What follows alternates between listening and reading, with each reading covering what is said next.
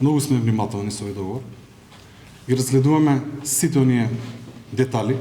Навистина ми е жал што ова денеска ќе го кажам, но ќе ви го кажам.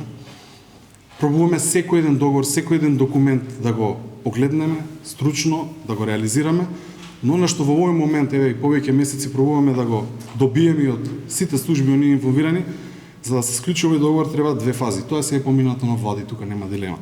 Првиот дел е технички аранжман помеѓу земјите, зборно во тој процес помеѓу Македонија и Италија. И вториот е кога пристапувате со договор со држава или со компанија да потпишете договор. За жал ќе констатирам тука дека техничкиот аранжман што е потпишен помеѓу министрите не е заверен во министерството. И тоа е еден вака проблем што мора да најдеме начин како тоа да го правно да го затвориме, а од друга страна да продолжиме со онаа прва конференција што треба со компанијата за потоа да почнеме ефективно да работиме на сите прашања. Ево прв пат го отварам тука пред вас, но мора правно детално во секој еден детал од договорот да се влезе.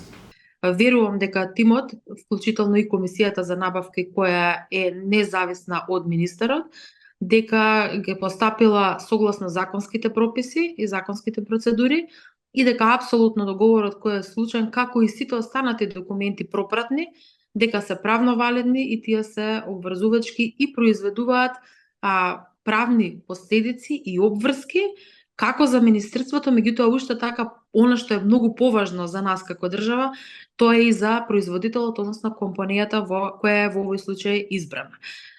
Не го гледам тоа како никаков проблем доколку тоа нешто е констатирано, затоа што како што реков, тоа е макотрпен процес, 3 години спроведен од експерти во министерството и во армијата и апсолутно сум сосема смирена и мирна по однос на тоа прашање, затоа што знам дека секогаш се работело почитувајќи ги, спроведувајќи ги процедурите, внатрешните процедури, меѓутоа се разбира и законите во оваа држава, така што апсолутно нека продолжи таа целосна ревизија.